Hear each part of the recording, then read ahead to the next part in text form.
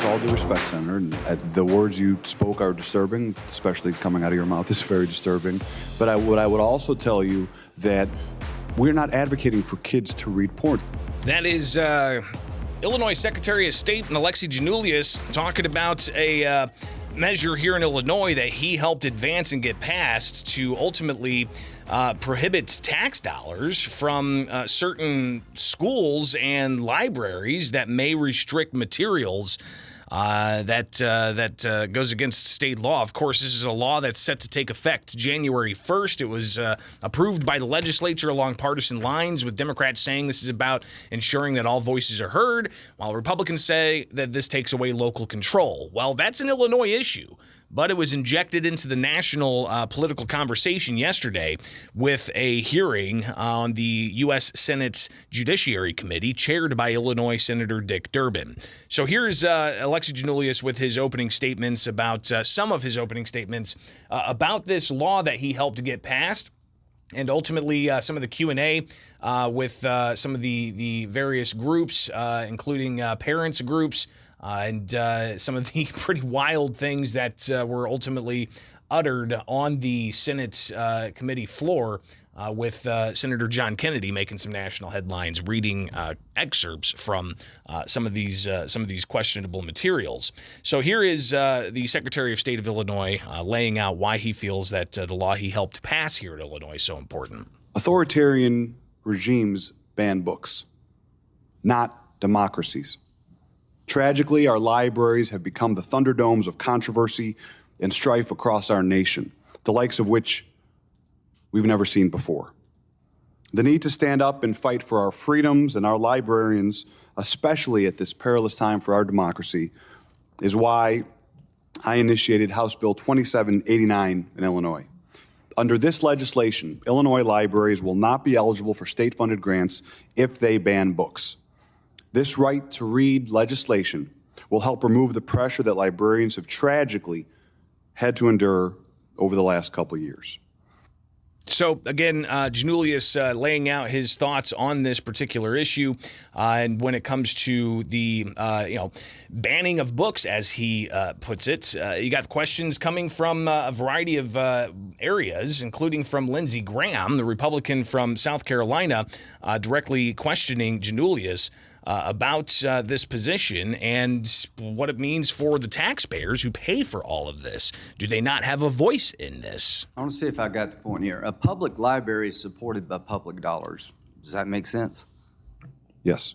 Okay. Are you telling taxpayers of this country just shut up?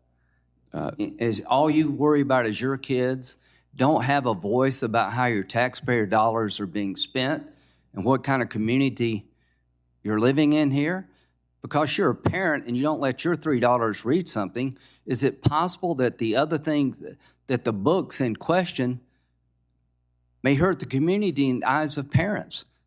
Can a parent, a taxpayer, complain under this theory, or should they just shut up? I would make the exact argument you are. This is about parents No, making we're decisions. not making the same argument. My argument is you just said, if you've got kids, you police your kids. Otherwise, just shut up and trust the library system, the school system. Let them decide for your community. I completely, totally reject that. So again, Lindsey Graham making his arguments there in front of Alexi Giannoulias.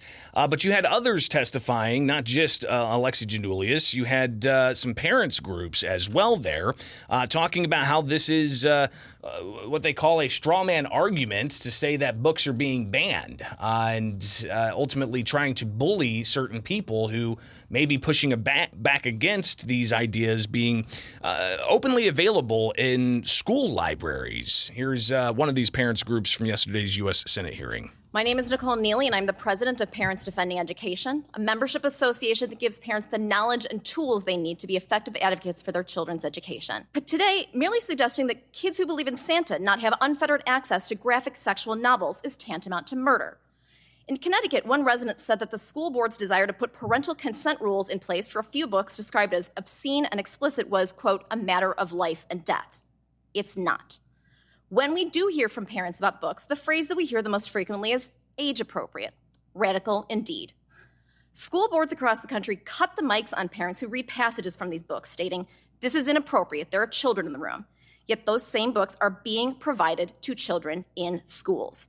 While it may seem politically convenient to scapegoat parents, I ask you to read some of these explicit paragraphs and look at these sexual images with your children or your grandchildren, and then tell your constituents whether you consider such content educational. As a society, we don't put Playboy in kindergartens. This isn't considered a book ban, but common sense. Strangely, media coverage over this issue frames any discussion at all as tyranny. It is disingenuous at best and deceptive at worst. Classrooms, schools, and libraries have finite space and must select which materials are on display at any given time. Nor do they have unlimited budgets, so must prioritize certain purchases over others. How these decisions are made and who is involved in that process is a matter of public accountability. So again, you heard the parents there ultimately lay out some of their concerns about how this is being framed by legislators or by, well, quite frankly, lawmakers and the media. But she encouraged people to read the various controversial passages. I'm not going to air this thing in its entirety because it's just hard to listen to, but here's Republican Senator John Kennedy doing just that, reading some passages, and I had to edit this appropriately for radio broadcast, but here's how that played out yesterday. Let's take two books that have been much discussed. The first one is called All Boys Aren't Blue, and I will quote from it. I put some on and got him on his knees, and I began. I and kissed him. He asked me to turn over on himself. This was my, and I was struggling to imagine. He got on top and. So you get the idea. Senator Kennedy going on and reading not just from that book, but also from Gender Queer, another controversial book that parents who want to restrict some of this material raise as substantive problems with having this material in front of their kids. And while this might not be being taught to students, it's being made available to some students, and that's their concern. Well, Kennedy then went on to further question Alexi Giannoulias after reading these controversial passages, which were obviously I had to edit for radio broadcast here. But here is the back and forth between Kennedy and Giannoulias yesterday. Now, Mr. Secretary, what are you asking us to do? Are you suggesting that only librarians should decide whether the two books that I just referenced should be available to kids? Is that what you're saying? No. Okay. Tell me what you're saying. Well, first of all, there's this. Don't give me a speech. Tell me what you're asking me to do. With all due respect, Senator, the words you spoke are disturbing, especially coming out of your mouth is very disturbing.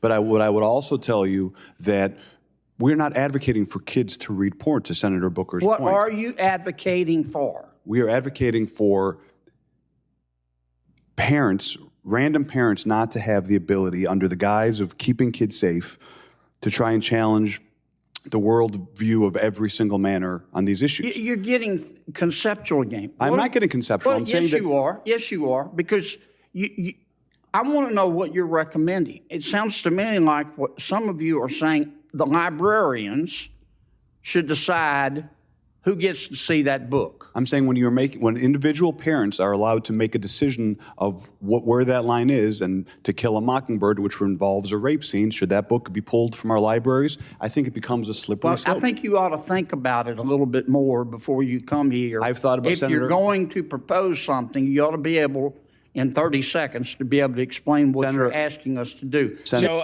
again, some of the back and forth from that hearing yesterday in the U.S. Senate Judiciary Committee with Senator Dick Durbin as the chair, but it didn't get right into the book ban stuff. It got into the immigration issue, which I think Republicans are trying to say, listen, where are we at on immigration? We got a crisis at the border. In the Judiciary Committee, we could deal with this. But then they start talking about what types of books can be in certain classrooms or at certain libraries, be they public or public school libraries.